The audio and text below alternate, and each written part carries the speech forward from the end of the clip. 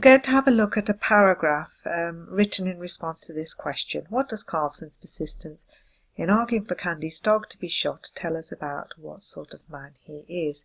And to help us construct this paragraph, we're going to use the acronym PETER.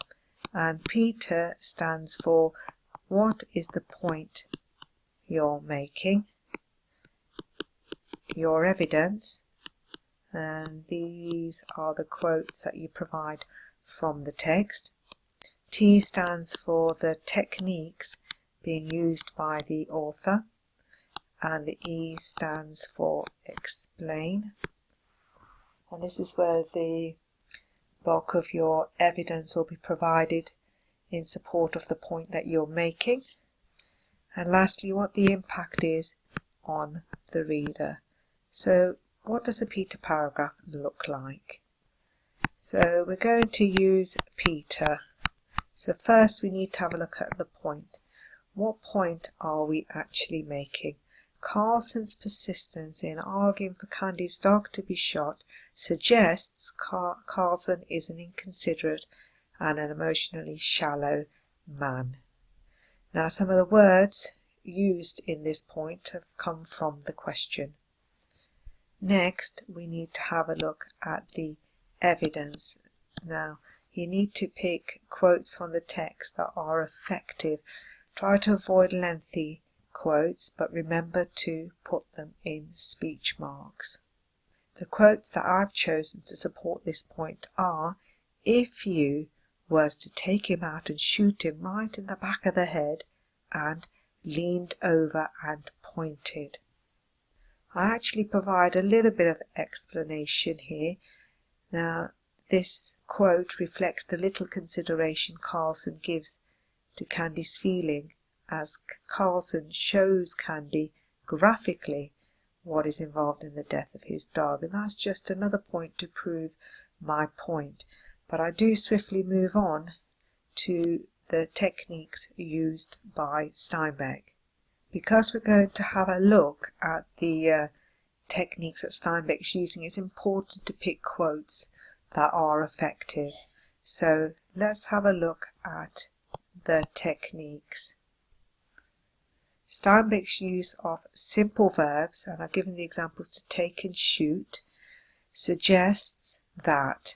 Now, this is when we start to look at the explanation. We're explaining the impact of the technique. Why has Steinbeck used these words, sentence structures, is there any symbolism, connotation, pace, tone, etc. So we start on the explanation. Steinbeck's simple use of verbs to take and shoot suggests, and this is where the explanation starts, that to Carlson, that to Carlson this act is nothing more than a practical resolution to his problem.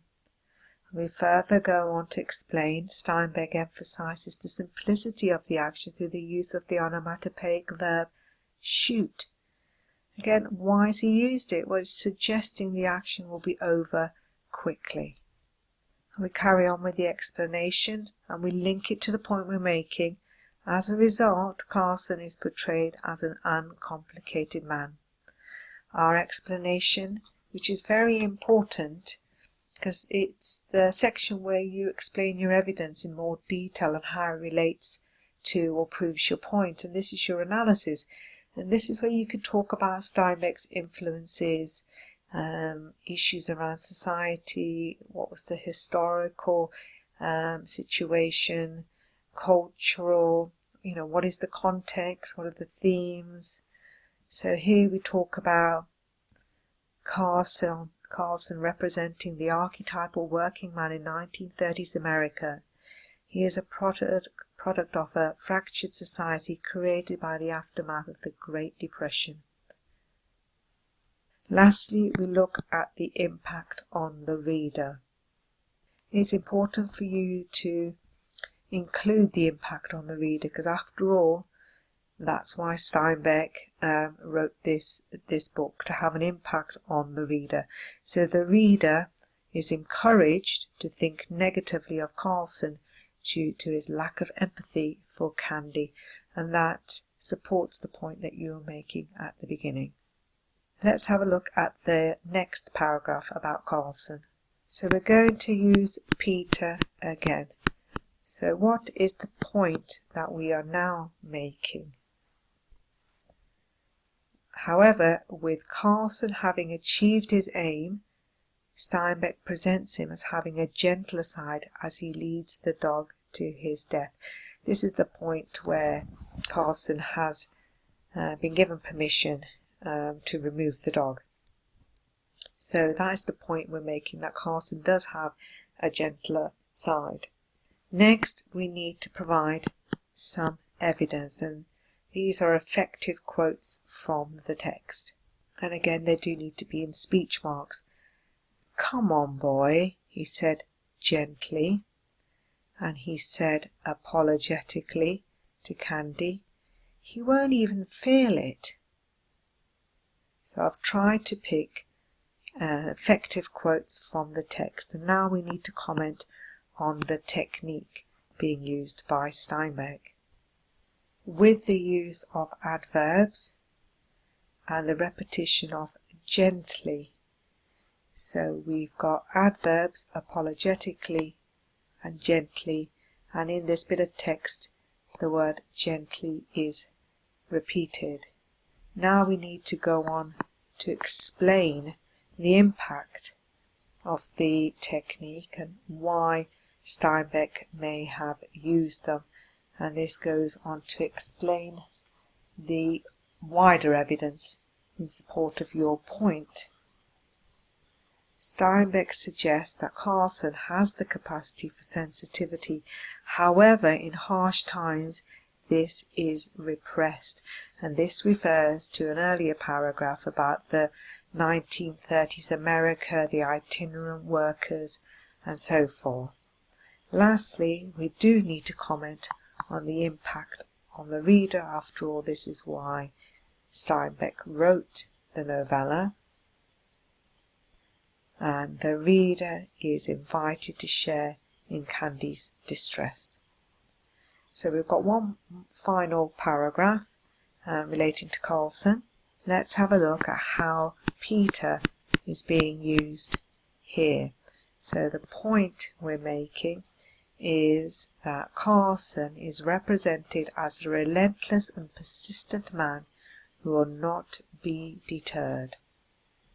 So that's the point I'm making, but I need to provide some evidence, and these are the quotes from the text. I've chosen the following effective quotes. Carlson was not to be put off, and Carlson had refused to be drawn in. Now I need to comment on the techniques being used by Steinbeck, the repetition of the word Carlson, and the use of short sentences. That is the identification of technique, but now I need to go on to explain how language is being used and the wider evidence that I might want to discuss. This is my evidence.